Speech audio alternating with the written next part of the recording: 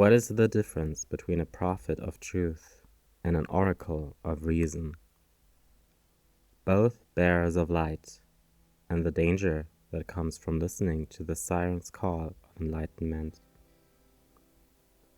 In the midst of what is essentially a minor addition to a larger update, Cookie Run Kingdom has allowed us a glimpse into the metaphysical battle at its core. That which the beast cookies embody, and that which the ancient heroes struggle against. Let us take a look at a vision that reveals more than it claims. We start with an image that exists in 3 planes. On the bottom half, on a gray globe, several nondescript cookies kneel on one leg, their arms extended upwards, their heads lifted towards the Fount of Knowledge. All cookies share one commonality. They may not have eyes, but in their place, a white version of the soul gem is placed on their head where their eyes would be.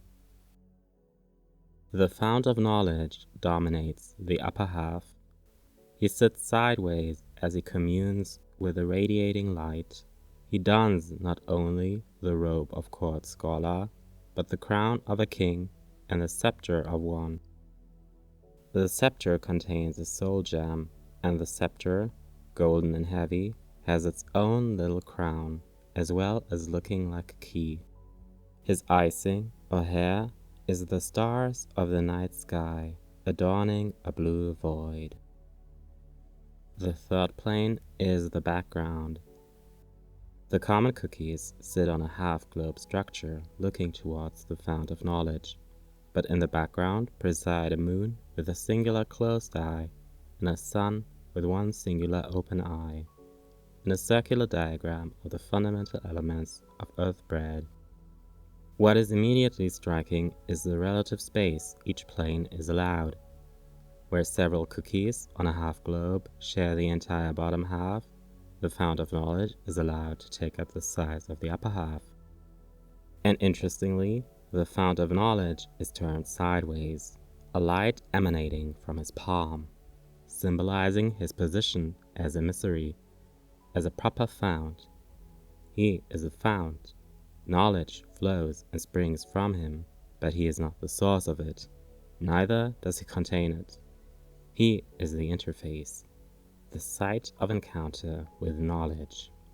And elevated as he may be, a proper philosopher king, he is still merely a cookie. He sits sideways because his position to that of cookie kind is lateral. He exists alongside them, and he sits sideways, looking away from the adorning, desiring gaze of his followers, because he himself is in conversation with something greater than himself. Let's stay with this image for a while longer and pay attention to a pattern that repeats itself across Cookie Run Kingdom, but in this image has found a particularly condensed form.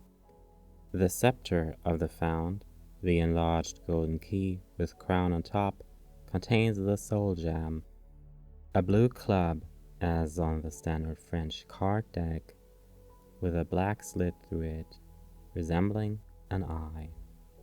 The symbol that adorns the faces of the nameless cookie mass is similarly a white club with a blue slit.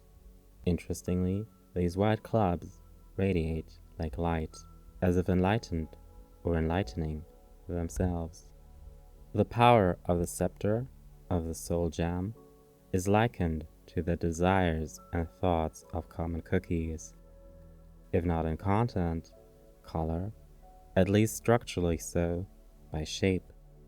The all-knowing of the soul gem and the lacking in heightened knowledge of common cookie kind is likened not because it is identical, but because they are expressions of the same grammar. The arrangement of cookies and fount, of scepter and light, resembles not that of a man consulting another for advice.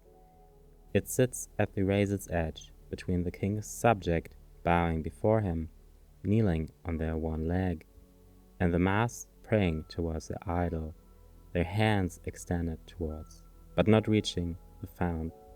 This image sets the stage for what the dialogue between the Fount of Knowledge and the nameless advice seekers truly is. They do not ask whether to let go of the neighbor's rumor. They do not wish for advice on how to confess their feelings towards the one they love. These are not questions for the advice that always carries with it a degree of uncertainty, of contingency. These are the words, the incantations of prayer.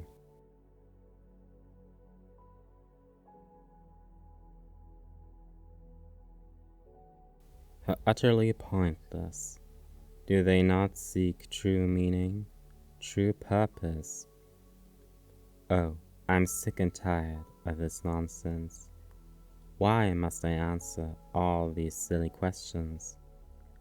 Is this really what the Fount of Knowledge is supposed to do? Is this really my virtue?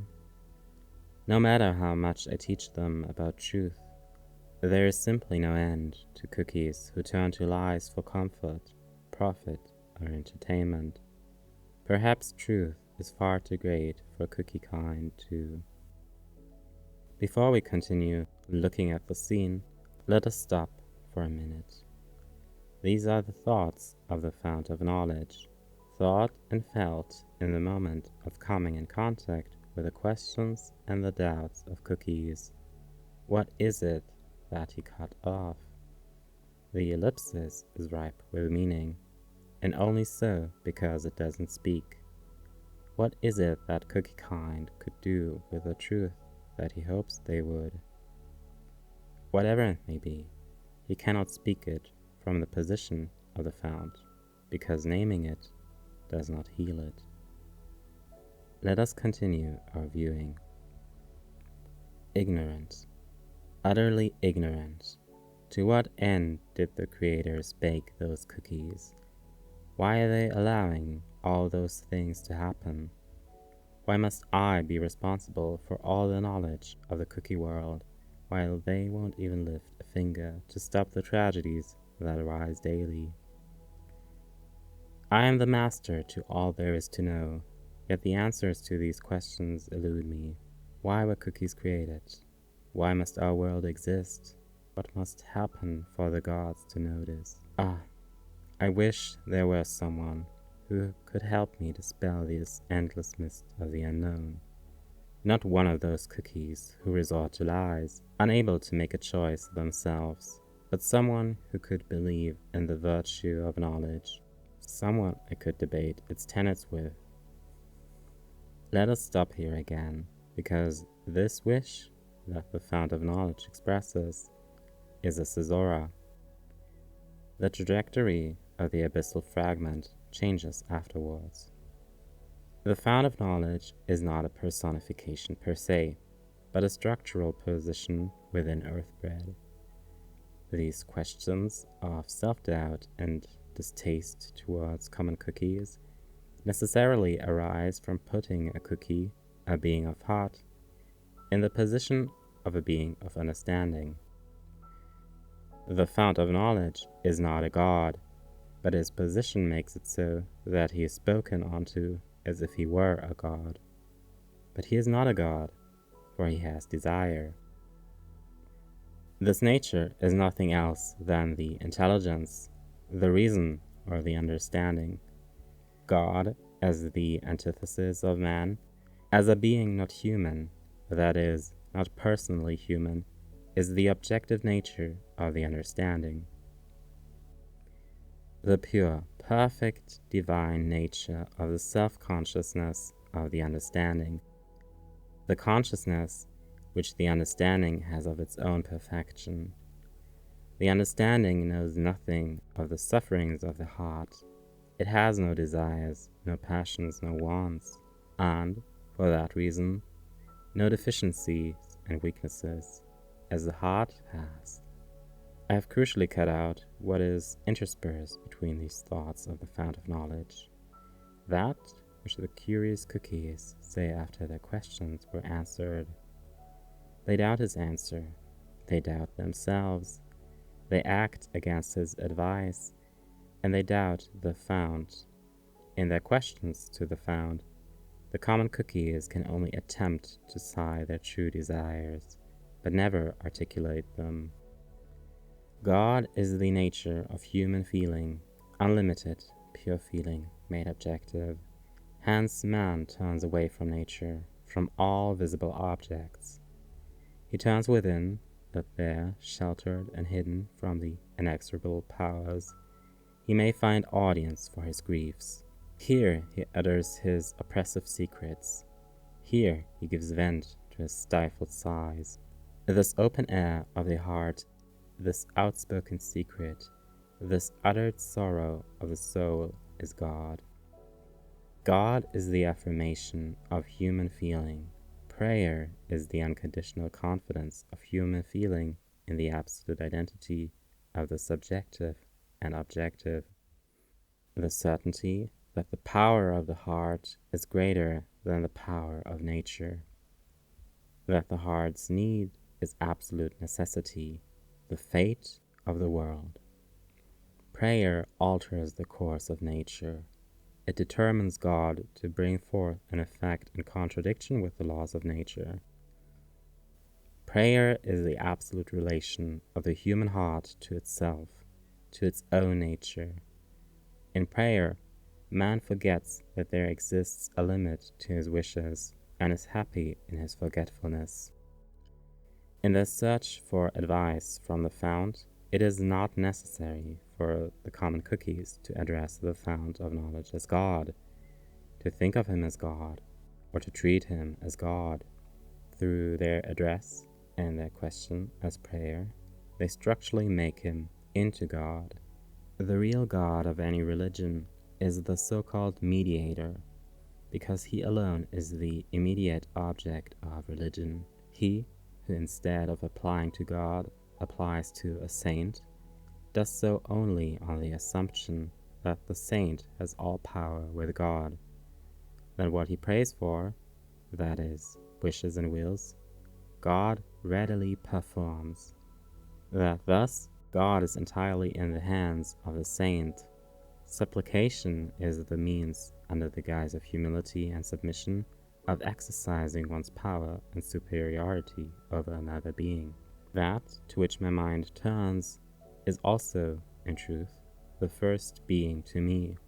I turn to the saint, not because the saint is dependent on God, but because God is dependent on the saint, because God is determined and ruled by the prayers, that is, by the wish or the heart of the saint. But the fount is no God, for he is, after all, a being of heart. He doubts himself as he sees cookies fall for deceit, as they fall into despair, and he doubts the ways of cookie kind. He wishes for someone to converse with, to break him free of his loneliness. He sits therefore not between cookie and witch, but he is cookie that speaks to witch. He sits sideways, because while he exists laterally to cookie kind, he is still a cookie, and all cookies have heart. Something his position as projected God cannot absolve him of. A cookie, forced to be God, will remain a cookie, and always come to suffer pain immeasurable, a pain that is only alleviated by prayer.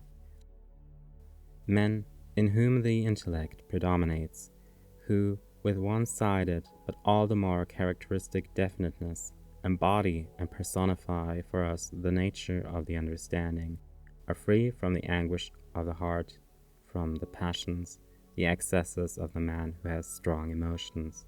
They are not passionately interested in any finite, that is, particular object. They do not give themselves in pledge. They are free. This is the desire of the Fount of Knowledge. To cookie kind, he may appear as this man, but he isn't, because he is singular. He is elevated, but not transcendent. He, like all other cookies, is in disunion. I believe this is what the Fount alluded to in his ellipsis. To move on from the daily questions of everyday life. In other words, to move on from concerning himself with finitude. He feels that this can only happen through a complementary cookie. This is where I come back to why his expression of a wish was a caesura. This is where, inside the vision of the past, the light of deceit reveals itself, masquerading as pure vanilla cookie as a child. But not just as a child, but as a child with blue and white eyes. Those same unnerving eyes that shadow milk cookie gives to corrupted, possessed sheep. Even inside his mind, purity of thought and feeling is not uncorrupted.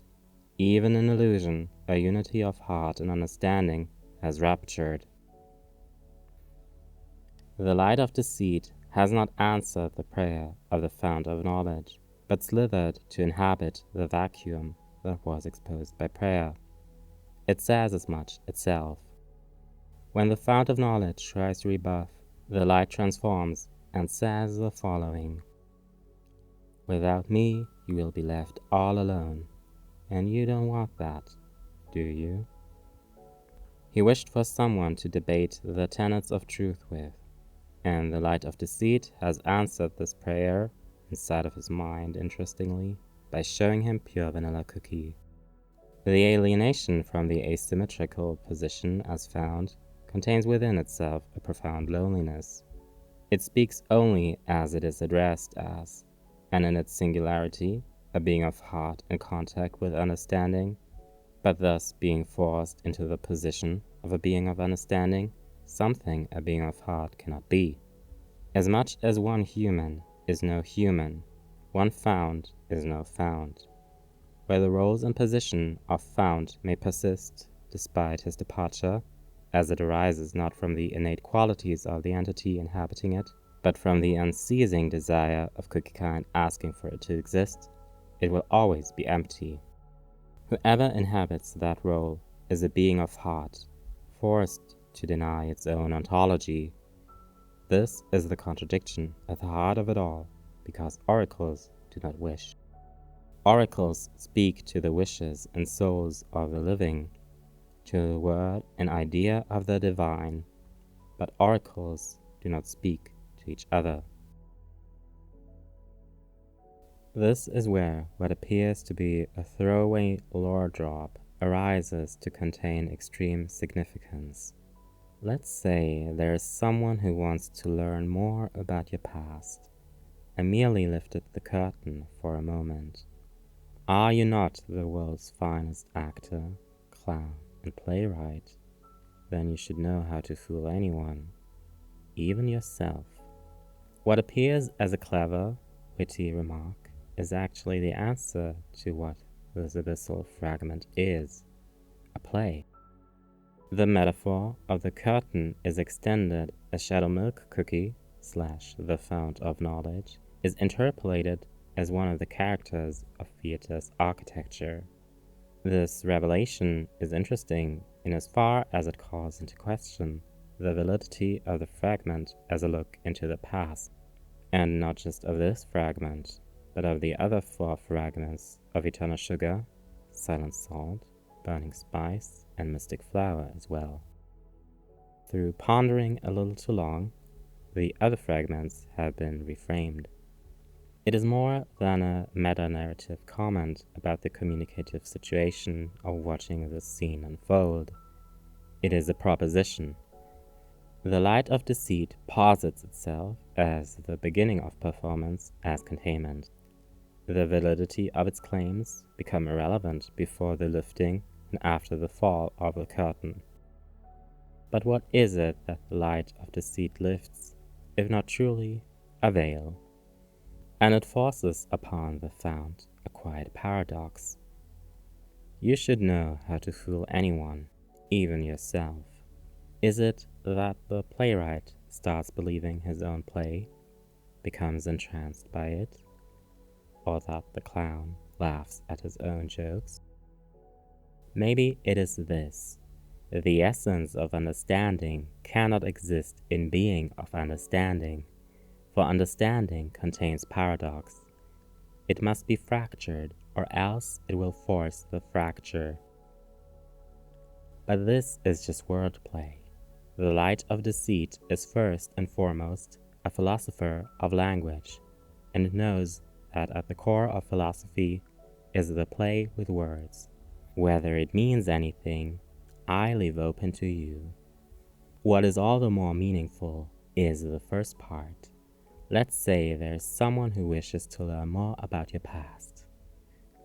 Lore enthusiasts have used this line to locate it within the timeline of Cookie Run Kingdom's story, and it is truly clever. But quietly, it is metaleptic, a classic fourth wall break. Why did we click the button? Why did we watch this scene if not to learn more about the past of Shadowmilk Cookie? We are the ones whom the curtain is being lifted for, the set stage for our entertainment. This fragment exists because our desire for knowledge necessitates its existence. This is why this abyssal fragment, the longest of them all, has implications that breach the other four. All truth is mediated. The light of deceit is the mirror of the look from nowhere.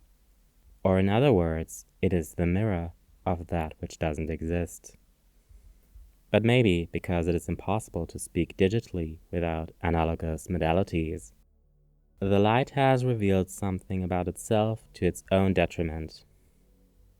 It is speaking about the future, not because it can look into the future, but because the force of knowledge and deceit exists outside of time, parallel to it. What appears ahistorical to a cookie of failed mediation is the only historical moment the light is able to access. Gods, cookies, broken, skewed, all of them. And when I realized that, oh yes, I abandoned the mantle of the Fount of Knowledge and did what they all wanted. I painted the world with lies. I wonder how much chaos must ensue before the gods finally show up. When the day comes, when the foolish witches look at the world of their creation, perfected by yours truly, I'll be there to see their faces. Shadowmilk Cookie has emerged from the Fount of Knowledge, from the realization that common cookie kind believes as truths to be lies. What is depicted is a kind of mass hysteria as they fall downwards the accusatory spiral. In a play, it does not matter if the cookies actually staged a coup against him and showed up at his domain to burn and kill him, whether it is fiction, vision, history, or hallucination. Its truth content is of no concern. It merely needs to be narrativized to allow the fall of the fount. And what Shadowmilk Cookie does next is extraordinary. His soliloquy was directed at himself and us, but not the light. He tells it instead to remain quiet, much to the dismay of sad light. Well, why don't we get you back to your silence? After all, there can only be one star of the show. The eyes of Shadowmilk Cookie's realm are slashed in half. They now look like comic eyes, their lower part obscured, as if laughing. Humor is both the cause and result of obscured sight. Now, what should the world's greatest playwright do next? He must speak in a language that can contain paradox and still lay it bare. Laughter. This part of the interaction is not merely witty or clever. It is disorienting. What does it mean for the light of truth to be stripped of its serpentine shape? It means the fount has encountered symmetry, and his first act of sovereign speaking is to edit the dramatic text. The dialogue of the light has been replaced by silence, and now he may enjoy the peace of the quiet. And leave you asking, still, how Pure Vanilla Cookie plays into all of this. Truth, deceit, and knowledge is the trinity orthogonal to the duality of Pure Vanilla Cookie and Shadowmilk Cookie. The law says this: Shadowmilk Cookie was once the fount of knowledge and the bearer of the soul gem, the light of knowledge. When he fell and was bound, his soul gem was broken in two. With him remained the light of deceit. Pure vanilla cookie then received the light of truth. The narrative makes it clear that Pure Vanilla Cookie did not receive it because of the binding of the tree and the split, but that his reception occurred chronologically. But, as the non-historical deceit bearer, Shadow Milk Cookie can conceive of it only as theft.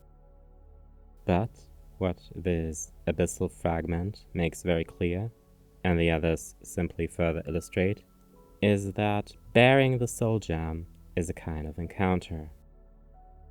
As the Fount of Knowledge can only answer as an oracle, Pure Vanilla Cookie, the wounded healer, can speak outwardly, radiate outwards. Both are mediums. Only one is granted the structural possibility to initiate and not just answer. Pure Vanilla Cookie's light of truth highlights this grammar. Truth is the syntagmatic axis. It spells, I wield truth too.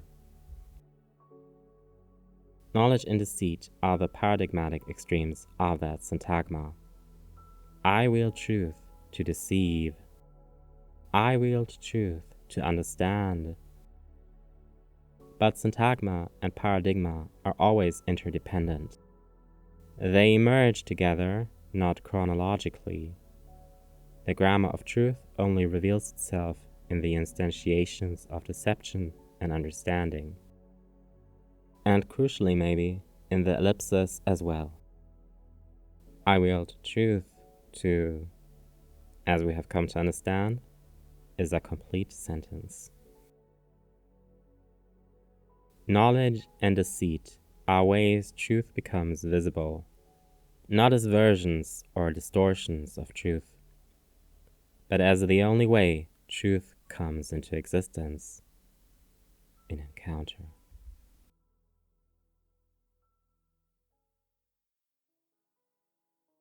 Hi Cookie Runners! Thank you so much for sharing your time with my thoughts. This was a kind of mythopoetic reading of Cookie Run Kingdom using one of the most important texts of the 19th century philosophy, which is Feuerbach's critique of religion. Feuerbach and his idea of God as a, externalized desire of the human heart, and his understanding of prayer as this unutterable sigh that seeks not an answer per se, but to change the fate of the world, as he puts it, were foundational to this reading. And if you leave this video thinking or, feeling anything, I can, truly only pray it is this, that even a game about enchanted dough deserves a listener, not someone who wants to dominate the conversation or someone who wants to find the hidden correct answer, but someone who wants to just listen to the questions these tiny cookies can only whisper. I am a very, very big fan of Cookie Run. Not just Cookie Run Kingdom, but actually especially Oven Break. It's my favorite game. And I haven't played Tower of Adventures yet, but I want to play that. Either way, I just can't wait to, keep being entranced by these tiny cookies and their world. And just like me, I hope you will too. I have a big video coming up about Shadow Milk Cookie. I would love to see you all drop a little like or comment. But either way, I would love to see everyone there as well. And until then, thank you again for your time, and goodbye.